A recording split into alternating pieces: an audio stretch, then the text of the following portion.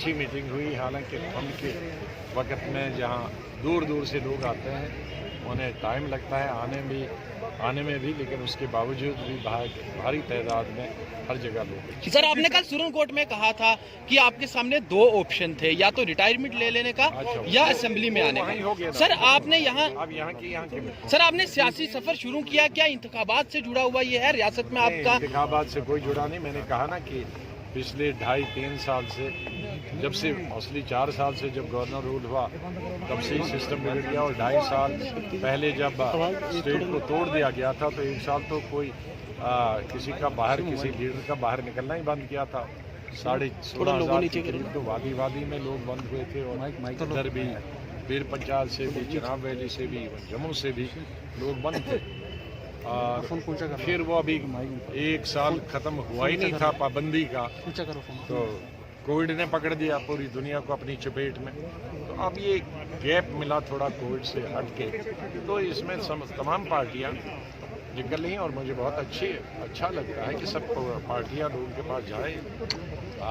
मैं किसी पार्टी के खिलाफ नहीं हूँ, और नहीं चाहूँगा कि दूसरी पार्टी के खिलाफ बोलना। भी इलेक्शन बहुत दूर है, क्योंकि सर्दियों में तो इलेक्शन हो नहीं सकता। तब तक सब पार्टियों को लोगों के बीच में जो लीडरों पर लोगों का विश्वास उठ गया है, जिसका मैंने जिक्र किया, उस विश्वास को वापस लेने की कोशिश। सर, आप पे एक मखसूस पॉलिटिकल लीडर ने एक ही आदमी सवाल पूछता है, बाकी का केंद्र सरकार वापस ले चुकी है, लेकिन फिर भी किसान अभी भी डटे हुए हैं अपनी मांगों को लेकर। अब इसको पहले तो ये बिल लाना नहीं चाहिए था। जब किसान जिनके लिए आप बिल लाते हो तो वही उसको नहीं चाहते। जैसे यहाँ हमारी स्टेट में कई चीज़ें लोग नहीं चाहते थे, फिर भी किया, तो अब उठा दिया, चलो अच्छी बात है, वेलकम स्टेप है। लेकिन फिर अब हाथी तो चला गया है, जो दुम है वो अंदर बचे है, उसका भी फैसला तुरंत करना चाहिए सरकार को किसानों से मिलकर। सर, आपने भी खुल के नाम नहीं लिया था। अच्छा, चलो आप दूसरे लोग क्या कर रहे हैं? अरे आपने भी पूछा, अब आप दो। मिलिटेंसी का खात्मा बहुत ज्यादा जरूरी है, जिससे तरक्की हो सकती है। मिलिटेंसी के खात्मे के लिए क्या किया जा सकता है? मिलिटेंसी के खात्मे के लिए जहाँ तक सिक्योरिटी फोर्सेस का सवाल है, 2 चीज़ें जो मैंने चीफ मिनिस्टर होकर भी करी थी। कोई नहीं चाहता, कोई नहीं कहता है कि मिलिटेंट को मारो। मैंने कश्मीर वादी में थे, कोई नहीं, घर वाले रोते थे, लेकिन और लोग खुश। साबका वजीर और vice chairman DDC Rajouri Shabir Ahmad Khan साहब, डिस्ट्रिक्ट कांग्रेस कमेटी के साबका सदर और डीडीसी के मेंबर साईं अब्दुल रशीद साहब,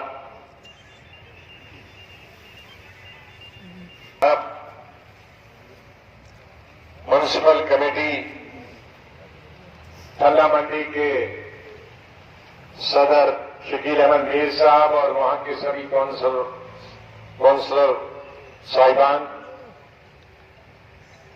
हमारे इसी डिस्ट्रिक्ट के कालाकोट से साबका एमएलए साहब, उनसे बशीर नाज साहब जो साबका एमएलए थे, बड़े स्टेट लेवल के लीडर थे, उनके शहजादे एजाज नाज साहब जो डीडीसी के रियाज साहब, डीडीसी पुंछ के मेंबर भी हैं, ललित महाजन साहब vice president DCC, lovely Gupta साहब पुराने वक्त से हमारे साथ यूथ कांग्रेस में और आज तक लीडर हैं इस डिस्ट्रिक्ट के, राजेश गुप्ता बिट्टू साहब, मुश्ताक अहमद काउंसलर राजौरी, इफ्तिखार डार साहब, शाहिदा काउंसलर म्युनिसिपल राजौरी, फाहिम अख्तर साहब काउंसलर म्युनिसिपल राजौरी, जावेद जवान साहब काउंसलर राजौरी, खुशबिंदर जी गुप्ता काउंसलर राजौरी, खुर्शीद अहमद मीर साहब जानम स्पोक्स पर्सन, सुशील शर्मा जी हमारे राजौरी के जाने माने लीडर, मुश्ताक चौधरी साहब, करामतुल्लाह मलिक साहब, मकसूद चौधरी साहब, जाहिद मलिक साहब, अब्दुल्ला गुलजार साहब, बाबू आजम साहब, सोमराज कालाकोट से इशफाक मिर्जा साहब, जाहिद मलिक साहब, हमारे नौजवान होनहार लीडर शर्मिशा साहब बोलना चाहते थे लेकिन मैं नहीं मना किया क्योंकि बहुत सारे मैं रियासत के अलग अलग इलाकों में घूम रहा हूं। चिनाब वैली, उसके बाद कठुआ, उसके बाद जम्मू, उसके बाद राजौरी। एक सियासी बहरान की शक्ल इस्तेमाल कर दिया। जमहूरियत में हमेशा ये बांटा जाता है, लीडरों का काम, चुने हुए नुमाइंदों का काम, ब्यूरोक्रेसी का काम, जुडिशरी का काम। जुडिशरी का काम तो कोई छीन नहीं सकता, लेकिन जब भी गवर्नर रूल होता है या आज लेफ्टिनेंट गवर्नर रूल है, उसमें गवर्नर और लेफ्टिनेंट गवर्नर का कोई कसूर नहीं होता, क्योंकि वो तो फैसला मरकजी सरकार लेगी। चाहे कितना भी गवर्नर का रूल अच्छा हो, गवर्नर ही कितना अच्छा हो, लेफ्टिनेंट गवर्नर ही चाहे कितना अच्छा हो, लेकिन वो सिस्टम जो है, उस सिस्टम में आम जनता की पूछ नहीं होती, क्योंकि गवर्नर रूल और लेफ्टिनेंट गवर्नर रूल है बराह रास्त गवर्नर हुकूमत नहीं करता है, बल्कि ब्यूरोक्रेसी हुकूमत करती है। और ब्यूरोक्रेसी का काम दफ्तरों में, सेक्रेटरीट में काम करने का होता। कितना ही अच्छा ब्यूरोक्रेट हो, कितना ही अच्छा एडमिनिस्ट्रेटर हो, लेकिन हमारे हिंदुस्तान की जमहूरी निजाम में उनको लोगों के नुमाइंदगी की हैसियत से काम करने का कोई भी प्रयोजन नहीं।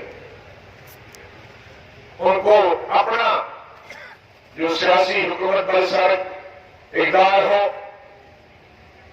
जो चुनी हुई सरकार हो, उस चुनी हुई सरकार के जो प्रोग्राम हो, जो काबीना के फैसले हो, उन काबीना के फैसलों को अमली जामा पहनाने का होता, न कि वो गांव गांव जाएं, शहर शहर जाएं, कस्बा कस्बा जाएं और लोगों के दाद और फरियाद सुने, लोगों के दुख को सुने।